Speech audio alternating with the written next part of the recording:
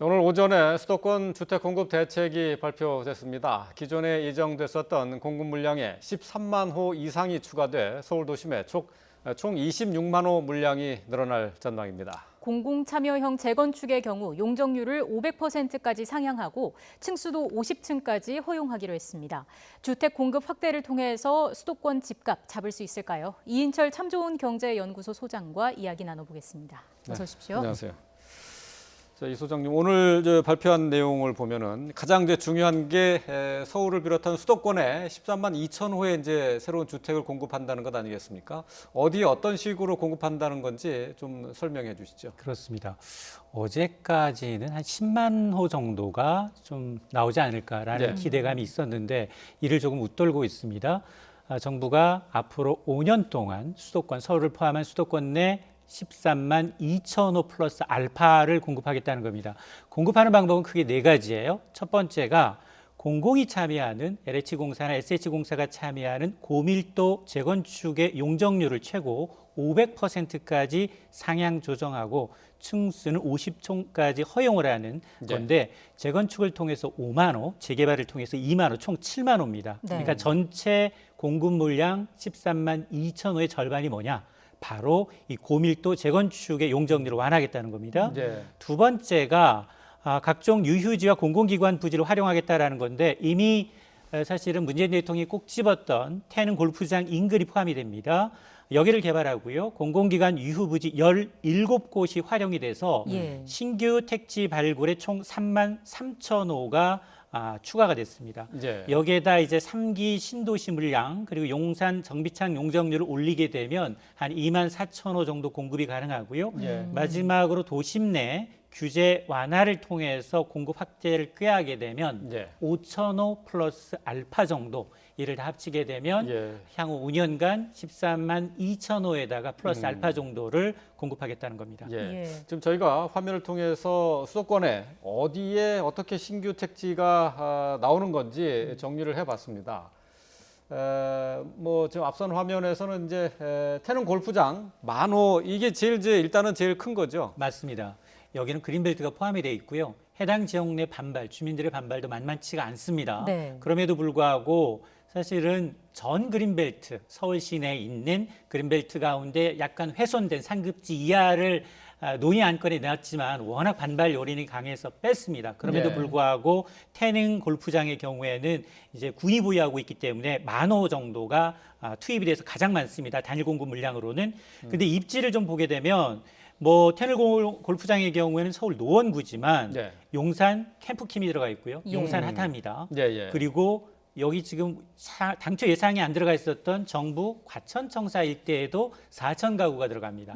여기다 아마 이 실수요자들이 가장 뜨거운 건 바로 서초 지역에 있는 지금 정부 공공기관이 보유하고 있는 서울지방조달청과 국립외교원 유휴부지가 들어갑니다. 여기는 아주 핫할 것으로 보이고 그리고 바로 우리 면허시험장이 있는 상암동도 들어가 있습니다. 서부 면허시험장도 이번에 들어가 있고요. 그리고 이제 중구의 노우체국 복합개발단지도 한 1,000호 가구 정도여서 이런 걸 감안하게 되면 상당히 정말 영끌이라고 하죠. 정부도 이 유휴부지를 좀 끌어모으기 위해서 굉장히 노력한 흔적이 엿보입니다. 혹시나 신규 택지 발표로 인해서 인근 땅값이 상승하는 등의 부작용 우려는 없을까요? 강남은 휘발성이 강합니다.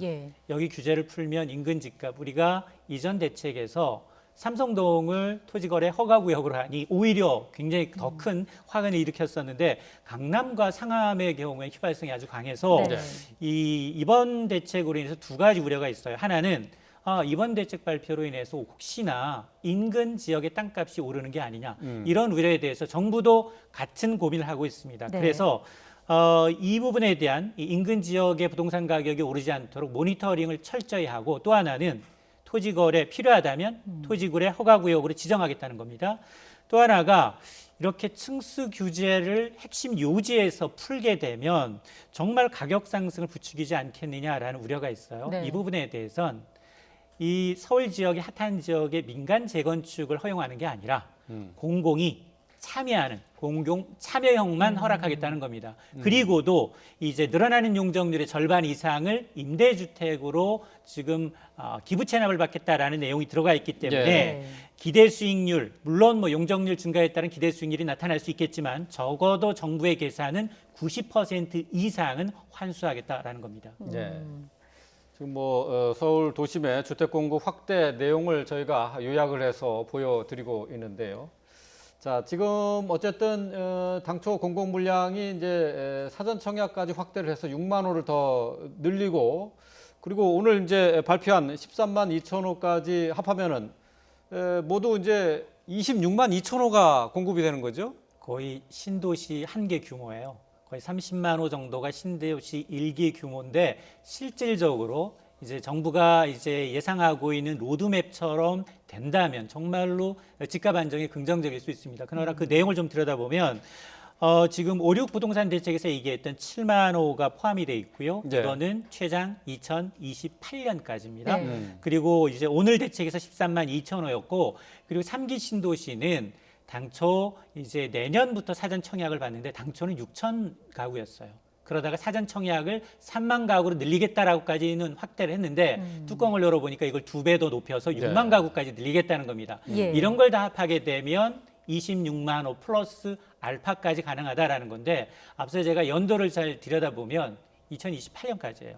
그리고 3기 신도시의 경우는 아직 토지 보상이 끝나지 않은 곳도 있습니다.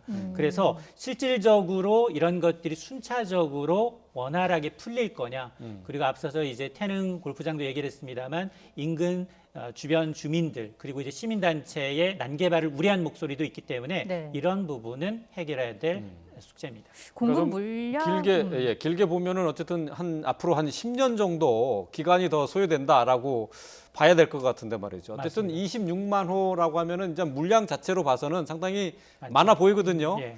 실제로 시장에 영향을 줄까요? 그렇습니다. 이게 뭐 정말로 적재적소에 그리고 이제 시간 늦지 않게 제때 공급만 된다면 아까 보셨던 것처럼 정말 서울 요지에 누구나 살고 싶어하는 자리이기 때문에 굉장히 긍정적입니다. 그러나 이번 공급 물량 13만 2천의 절반 이상이 공공이 참여하고 있는 재건축입니다. 재건축과 재개발이 이제 맞아 들어가야 되는데 네. 당근과 채찍이 필요해요. 자, 그러면 일반 강남에 있는 재건축 조합에서 공공이 참여하는 걸 찬성하기 위해서는 전체 조합원의 3분의 2가 찬성을 해야만 가능합니다. 네. 그런데 지금 보면 당근과 채찍 중에 채찍이 더 많아요. 어. 분양가 상한제는 그대로 유지가 됩니다.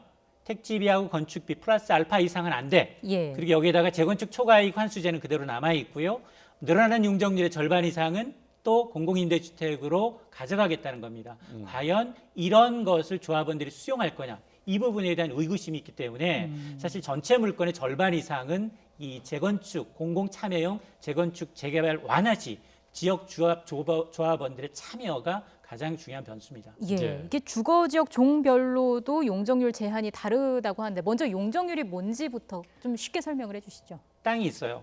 이 땅이 있는데 이 건물 연면적, 건물 1층 바닥, 2층 바닥 다 합한 면적의 백분율이에요. 네. 그러니까 용적률이라는 건 기본적으로 기본적인 땅 위로 더 많이 지어서 더 많은 가구를 공급할 수 있는 용적률이 높으면 높을수록 공급할 수 있는 가구 수가 높습니다. 네. 그런데 단점도 있어요. 왜 단점이 있느냐? 위로 올라가면 올라갈수록 사생활 보호가 안 돼요. 그리고는 주변 항공과는 조화가 안 이롭습니다. 그러니까 난개발 우려가 있는 거예요. 그래서 네. 그동안 서울시의 경우는 2013년부터 한강변 라인의 경우에는 35층 이하로, 그리고 땅에도 앞서 말씀하셨습니다만 주거 지역의 경우는 1종, 2종, 3종으로 나눠서 용적률을 제한하고 있어요. 네. 그럼에도 불구하고 정부가 제한하는 것보다도 서울시는 더 강하게 규제를 하고 있습니다. 50%포인트 정도 낮게 하고 있는데 이건 난개발을 막겠다는 취지거든요. 예. 자, 그러다 보니까 이게 장단점이에요. 용적률을 완화하게 되면 단기간 내 똑같은 장소에서 더 많은 가구를 일반 분양할 수 있기 때문에 공공 물량으로 더 이제 걷어들일 수 있는 물량이 많아지는 반면에 난개발 우려는 여전하다라는 겁니다. 네. 지금 어쨌든 뭐 신규 택지 공급 내용을 보면은 3만 3천 호는 이제 신규 택지이고, 또 이가운 또 별도의 이제 13만 2천 가구의 이제 공급 내용을 보면은 절반이 이런 어떤 그 정비 사업을 통한 공급 아니겠습니까? 맞습니다. 아까 뭐 지적을 했습니다마는 공공성을 강화한다고 하는 것 때문에 이게 개발이 가능하겠느냐 하는 의문점이 계속 남아 있는 거죠. 맞습니다. 그동안은 사실은 정부가 재건축 재개발은 죄악시였습니다. 왜냐하면 개발되는 단계마다 불로소득이 늘기 때문에 이걸 어떤 방식으로 회수할 거냐가 관건이었거든요. 그래서 이 휘발성이 강한 재건축 재개발은 도심권에서는 굉장히 규제를 해왔지만 더 이상 도심 내에 신규 공급할 부지가 없다라는 전문가들의 지적을 받아들여서 네. 이번에 풀긴 풀었지만 민간 재건축을 푼 게 아니라 민간 재건축도 LH공사, SH공사가 참여하는 겁니다. LH공사나 SH공사 같은 게 자금 조달과 설계를 내놓게 되면 민간 조합은 지분을 내놔라. 네. 그러면 용적률 완화하고 층수 규제 완화해 주겠다. 대신에 늘어나는 용적률의 절반 이상은 기부 체납으로 환수한다라는 거기 때문에 네. 기존에 있는 재건축 조합들이 찬성을 하지 않으면 7만 호가 물거품이 됩니다. 아, 그래요? 그러면은 지금 뭐 재건축, 재개발 같은 경우 사업을 하겠다 하면은 공공성 강화라는 차원에서 보면은 일반 민간 건설업자가 참여하는 것이 아니라 네. LH나 SH 같은 공공기관이 참여해서 추진한다는 그런 얘기가 되네요. 맞습니다. 사실은 이 재건축 재개발의 경우에는 서울만 하더라도 한 2, 3년 정도 계속 묶여 있었어요. 특히나 지난주부터는 분양가 상한제가 적용이 됐고요. 적정한 건축비가 알려져 있고 땅값이 알려져 있기 때문에 거기다 플러스 알파 이상은 이윤을 정하지 못하도록 책정됩니다. 그러다 보니까 이제 로또 분양이 나오고 있고 또 하나는 재건축 초과이익에 대해서 환수제가 적용이 됩니다. 자, 이렇게 되면 지금 조합원 입장에서는 지금 당근으로 줄 수 있는 거는 그나마 시간이에요. 시간이 정말 비용이거든요. 아, 굉장히 지금까지 늘어왔는데 늘어져 와서 이제 답답한데 이런 재건축 조합은 찬성할 수도 물론 있습니다. 네. 그러면 30년 이상 돼서 서울시에서 재건축 재개발을 지금 기다리고 있는 가구 수가 어느 정도 되느냐? 5만 8천 호 정도예요. 만만치 않은 규모입니다. 예. 대부분 강남 3구에 또 몰려 있는 것도 특징적이에요. 그럼에도 불구하고 지금 민간 재건축을 통제하는 방식이 아니라 이제 공공으로 통해서 이제 접근하는 방식이기 때문에 과연 민간 재건축이 참여할 거냐? 저는 개인적으로는 참여할 가능성이 굉장히 적다라고 봅니다. 네. 자, 이제 기부 체납 얘기 몇 번 이제 강조해서 말씀을 해주셨는데 그 부분을 좀 얘기를 해보죠. 그러니까 재건축 같은 경우에는 여러 가지 규제를 풀어주는 대신에 기부 체납을 하게 돼 있잖아요. 그러니까 맞습니다. 이게 구체적으로 어떤 식으로 그러니까 조합원들이 공공성의 강화에 도움을 주는 건지 그 부분을 다시 한번 좀 짚어주세요. 그렇습니다.